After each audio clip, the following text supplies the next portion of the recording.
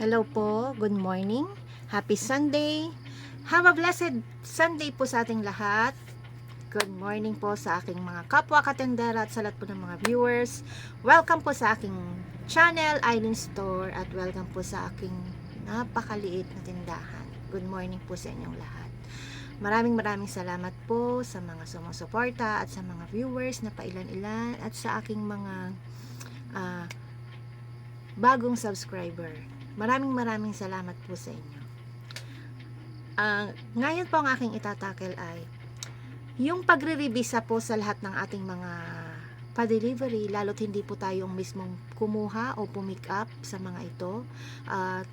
Through chat lamang po at through online ng ating o order ng ating mga paninda. Kasi po kahapon ako'y may pa-delivery at meron akong mga natanggap na mga mali-mali.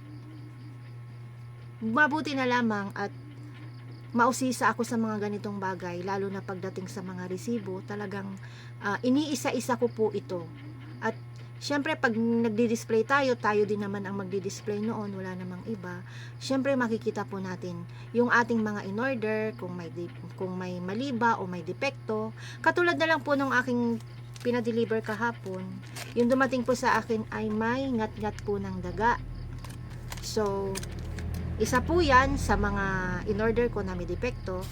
At ito din po, yung aking in-order na Richies, di ba po ito ay dalawang sizes po ito. Tingnan nyo po. Isang malaki at isang maliit. Isang 39 grams at isang 48 grams. 39 grams, 48 grams. Pero ang nasa resibo po ay iisang presyo lamang po. Ang dumating po sa akin nito ay 7 maliit, 3 malaki. Pero ang nasa resibo ay lahat ay 10.50. Di ba mga kasari? Kung hindi po tayo mausisa, kung hindi po tayo mausisa, ay magiging ganun na lamang po iyon. Kaya kawawa naman na ating mga tumer na pagbibili ko ito pareho. Ito ng 13 din. Kasi po ang pagbibenta ko po nito ay 13. Yung malaki po ay 13. Kawawa naman ang ating mga tumer na makakabili niyang maliit na ito na 13 din. Kaya itinawag ko agad ito sa ating wholesaler at open naman sila. Talagang hindi naman po nawawala ang pagkakamali sa ganitong bagay. Sa tagal ko na pong nagtitinda ay malimit po gayon. Kaya maging mausisa po tayo at maging alerto tayo sa mga ganitong bagay, dahil pag napabayaan po natin itong ganito, dyan po mag-uumpisa ang ating pagkalugi. So, open naman po sila at nakausap ko na yung wholesaler na nag-deliver nito at papalitan na lamang daw po nila. Kaya malaking bagay po ang na maging attentive po tayo sa lahat ng ating mga, lalo na po ang ating mga items ay malimit ay delivery. Okay lang po yun. Madalang po tayo magkamali pag tayo mismo ang namimili. Pero pag mga delivery, dapat maging po tayo, maging mausisa at maging alerto sa mga, lalo na po sa mga price ngayon. Mayat maya pong nagtataas ang ating mga paninda. Kailangan maging Alam mo barato din. balik tayo mga kasari at may bumili lamang po. Kahapon po ay araw ng Sabado at talagang blockbuster na naman po ang ating mga alak. Kailangan ko na naman magpa-deliver ng alak ngayon dahil ang natira na lang dito ay isang praskito at isang 4 na may mga bawas na. Basang kainday. Nahit naman natin ang ating quota, nag 2 times naman siya. Kaya lahat ng alak na nabili kahapon ay ipapadeliver natin ngayon. Kahapon na may dumating din akong delivery from grocery at hindi ko pa siya naaayos. Medyo na-miss ko po ang mag-haul and pricing, kaya i-haul ko po sa inyo mamaya ang aking mga delivery from grocery. Keep on watching, guys! Hello guys, good morning. Mag-start na tayong mag-unbox ng aking delivery from grocery. Ito po ay nabuksan ko na at may mga hinanap akong ilang mga items na hinahanap ni Tomer. Ito, combi pang 8 pesos. Skyflakes kondensada pang 8 pesos. Copico Blanca, dalawang tray ng Copico Blanca, pang 15 pesos. Copico Black, dalawang tray ng Copico Black, 15 pesos. Nescafe Original Twin Pack, dalawang tray, 15 pesos din po yan. Lahat po ng aking mga kape na twin pack ay 15 pesos. 15 pesos pa rin ba sa inyo mga kasari? At dalawang tray din na Copico Brown. Copico Brown. At saka itong Bear Brand na tatlong baso. Ito po ay pang 40 pesos ko na po. At saka tomato sauce. Okay lang pa ka. May tomato sauce din nga pala akong in-order na dalawang maliit. Nakalimutan ko na kung magkano to. Titignan ko pa sa resibo. Hindi po ako nag-stock ng madami nito dahil mahirap nang ma-expirean. Madali naman umorder kung sakaling maubusan ako. Ito naman po ang padalawang box. Nescafe stick, 4 pesos each. Buttercream, 8 pesos. Max, lahat po ng aking mga candy ay 5 pesos, 4 pieces. Pag isa dos, pag 3 piso, dalawa. Hansel Mocha, 8 pesos. At ang aking fudgy bar, 9 pesos. Max ulit. At Bear Brand Choco, 14 pesos. Great Taste Granules, 10 pieces ang in-order ko nito. Pang 24 pesos ko na po yan. Granules. At ang aking Nescafe Classic ay 25 pesos. Meron din po akong in-order na Sunmig Sugar Free. Ito ay kung may bibili, pinagbibilhan ko. Pero ito po talaga ay panggamit ko. Panarili. Bumili ako niyan ng 3 yan. Nabuksan ko na yung isa. Max ulit. Pansit Canton na sweet and spicy. 2, 4, 6, 8, 10. 10 pieces, pang 17 pesos ko po ang aking pansit canton. At spicy bulalo na cup noodles, Lucky Me. 1, 2, 3, 4, 5, 6, 7, 8, 9, 10. 10 cup noodles na spicy bulalo. Pang 26 pesos ko na po ang pagbebenta sa mga cup noodles.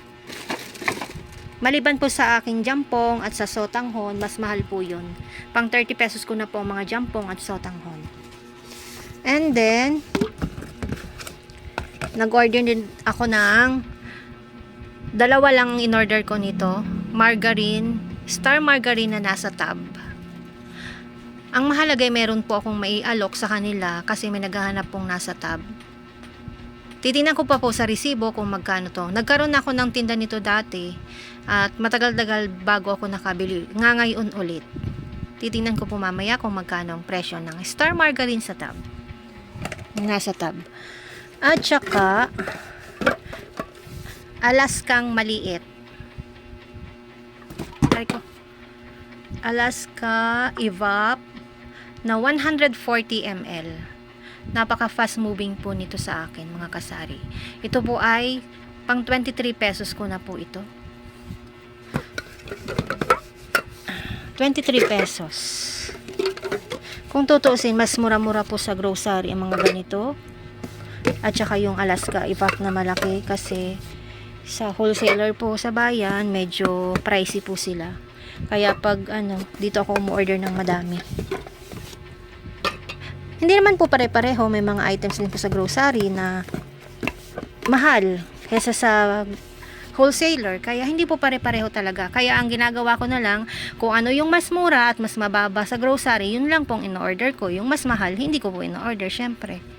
At meatloaf na 170 grams, pang 29 pesos ko po ito.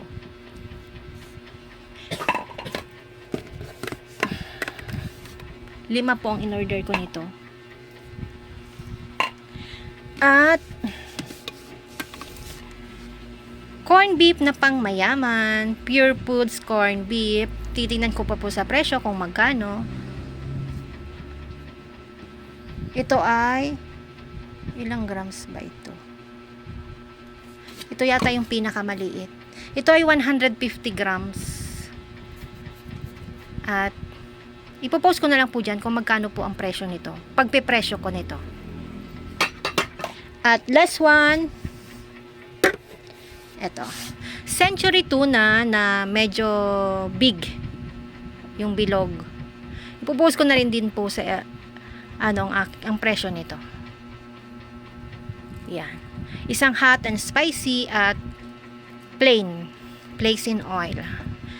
Madalang pong naghahanap nito pero nag-order ako sa grocery kahit papaano kasi yung aking ino-order na padalawa-dalawa ay nauubos din naman. Ang mas mabilis talagang mabili na flakes in oil na Century ay yung 150 grams lamang po. Yan po ang laman ng aking padalawang box.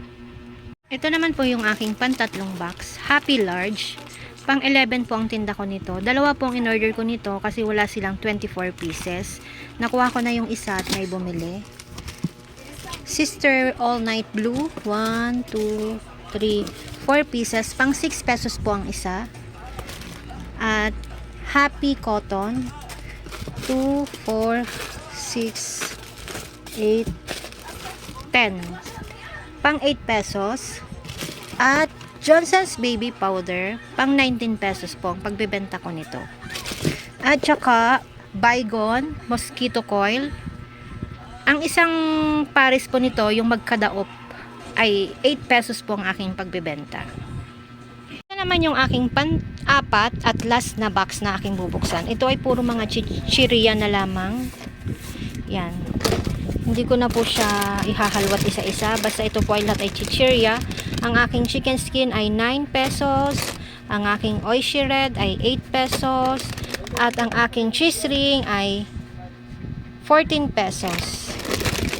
Meron din ako ditong malaking mangwan.